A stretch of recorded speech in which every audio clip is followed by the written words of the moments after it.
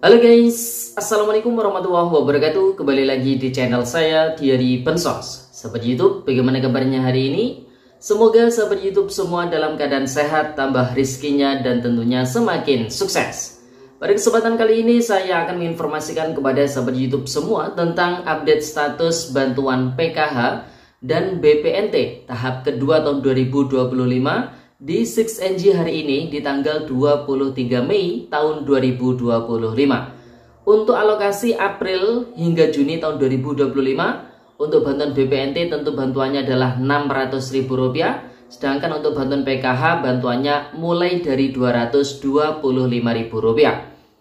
Ada 1,7 juta KPM PKH dan 4 juta KPM BPNT direkomendasikan untuk dikeluarkan atau dicoret bansosnya.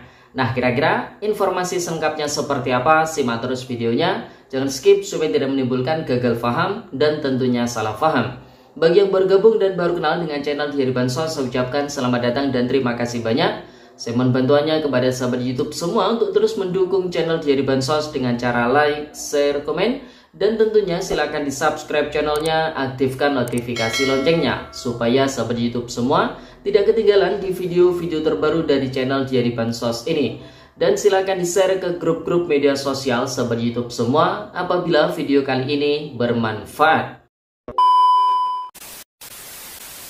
Oke sahabat YouTube, langsung saja saya akan melanjutkan informasinya di hari ini di tanggal 23 Mei tahun 2025.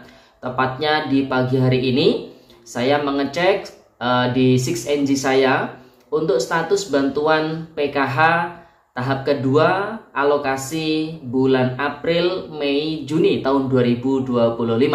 Setelah beberapa waktu yang lalu kita mengabarkan bahwasanya untuk periode salur April hingga Juni tahun 2025 atau triwulan kedua ini sudah muncul di menu PKH di submenu penentuan KPM, evaluasi komponen, hingga final closing.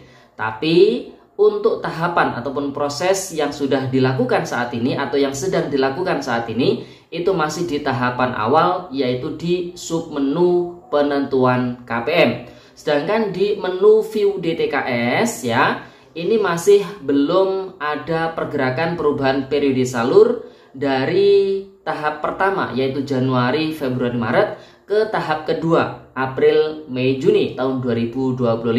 Jadi yang sudah muncul untuk periode salur April hingga Juni masih di menu PKH, di submenu penentuan KPM hingga submenu final closing. Jadi bisa dipahami ya sahabat YouTube. Nah, pada pagi hari ini kita juga mencoba mengecek kembali statusnya di 6NG.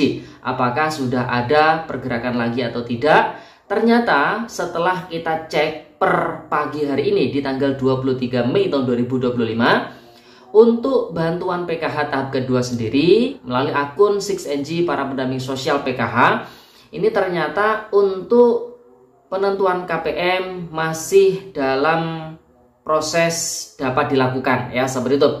Artinya saat ini masih dalam penentuan KPM. Kemudian jumlah KPM-nya sudah muncul, periode salurnya juga sudah muncul, jumlah KPM per desanya juga sudah muncul. Ketika jumlah KPM tersebut diklik, itu nanti akan muncul nama-nama KPM, tapi itu bukan nama-nama KPM yang nanti positif bakalan cair ya seperti itu. Karena nanti masih harus dalam proses evaluasi komponen dulu. Baru nanti kalau sudah masuk di tahapan final closing, kemudian di jumlah KPM per desanya itu diklik, nanti akan muncul nama-nama KPM yang sudah bisa dipastikan 95% itu bakalan dicairkan. Tapi kalau sudah masuk di tahapan final closing ya seperti itu. Tapi kalau masih masuk di tahapan penentuan KPM, jadi nama-nama KPM yang muncul itu masih belum bisa dipastikan nanti bakalan cair atau tidak, karena masih harus melewati tahapan evaluasi komponen. Jadi bisa dipahami ya seperti itu. Kemudian melalui submenu evaluasi komponen ini per tanggal 23 Mei tahun 2025 juga prosesnya seperti ini. Proses evaluasi komponen belum dilakukan karena untuk penentuan KPM juga masih belum selesai ya seperti itu. Kemudian di tanggal 23 Mei tahun 2025 juga di submenu final closing Untuk periode salur April hingga Juni tahun 2025 ini sudah muncul ya. Tapi untuk jumlah KPM, jumlah omspan, jumlah burkol ini masih kosong semua. Artinya status per hari ini, di pagi hari ini masih sama seperti status di beberapa waktu yang kita kabarkan ya, seperti itu. Jadi masih belum ada pergerakan. Dan yang tidak kalah pentingnya, para KPM ini harus rajin berdoa, semoga masih mendapatkan rezeki di pencairan kali ini. Karena ini sudah ada kabar dari Kementerian Sosial Republik Indonesia bahwasanya ada sebanyak 1,7 juta KPM PKH dan 4 juta KPM BPNT ini yang direkomendasikan untuk dicoret bansosnya. Nah, ini kenapa kok direkomendasikan agar dicoret bansosnya? Jadi berdasarkan profil penduduk miskin berdasarkan DTSEN atau Data Tunggal Sosial Ekonomi Nasional, untuk penerima PKH sendiri ada sebanyak 33.119 KPM PKH. Ini berada di desil 10 yang menerima PKH ya, seperti itu. Artinya desil 10 ini adalah super kaya. Pendapatannya di atas 20 juta per bulannya per kapita.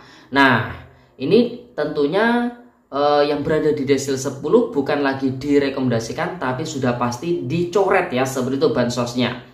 Kemudian ada sebanyak 1.742.561 KPM PKH berada di desil 5 hingga desil 10. Nah, ini yang direkomendasikan atau di stop atau dicoret bantuan sosial PKH-nya ya, seperti itu.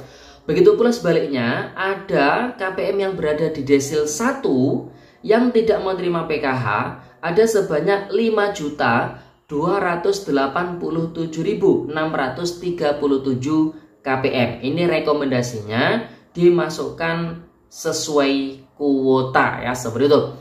Nah, jadi tentunya dari jumlah KPM sebanyak 5.200 sekian ribu itu nanti akan masuk menjadi KPM PKH validasi, namun berdasarkan kuota secara nasional. Kekurangan dari jumlah kuota nasional PKH itu kan 10 juta KPM. Nah, kekurangannya berapa baru nanti bisa ditambahkan dari total 5.200 sekian ribu KPM yang berada di desil 1 tapi masih belum menerima bantuan PKH. Jadi bisa dipahami ya, seperti itu.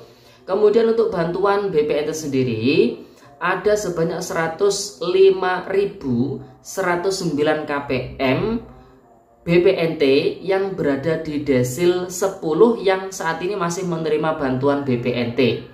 Kemudian jumlah KPM yang berada di desil 5 hingga desil 10 yang masih menerima bantuan BPNT ada sebanyak 4.092.412 KPM. Nah, ini direkomendasikan untuk dikeluarkan atau di stop bantuannya. Sebaliknya, ada KPM yang berada di desil 1 tapi tidak menerima bantuan BPNT itu sebanyak 3.683.934. Ini direkomendasikan untuk dimasukkan ke penerima bantuan BPNT sesuai dengan kuota yang tersedia. Kemudian untuk penerima bantuan PBI JKN, KIS yang gratis dari pemerintah, terdapat 332.237 penerima manfaat yang berada di desil 10 yang aktif menerima bantuan PBI JKN ini. Kemudian jumlah penerima manfaat PBI JKN yang berada di desil 5 hingga 10 ya, ini ada 23.380.367 penerima manfaat. Ini banyak sekali ya, seperti itu. Kemudian jumlah penerima manfaat yang berada di desil 1 hingga 2 yang tidak menerima PBI JKN ada sebanyak 13.898.758. Ini direkomendasikan untuk dimasukkan sesuai kuota yang tersedia ya, seperti itu. Artinya di tahap kedua nanti berdasarkan hasil dari Groundcheck DTSEN maka akan banyak sekali perubahan.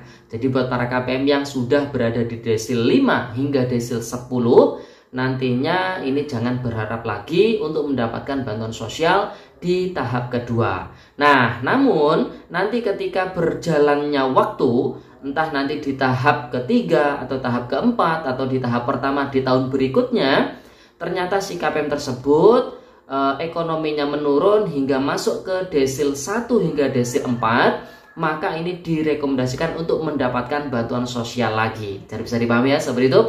Nah sahabat YouTube, jadi itu informasi yang bisa kita sampaikan pada kesempatan kali ini. Semoga videonya bermanfaat dan sampai jumpa di video dari Bansos terbaru berikutnya. Sekian, terima kasih. Salam PKH. Wassalamualaikum warahmatullahi wabarakatuh.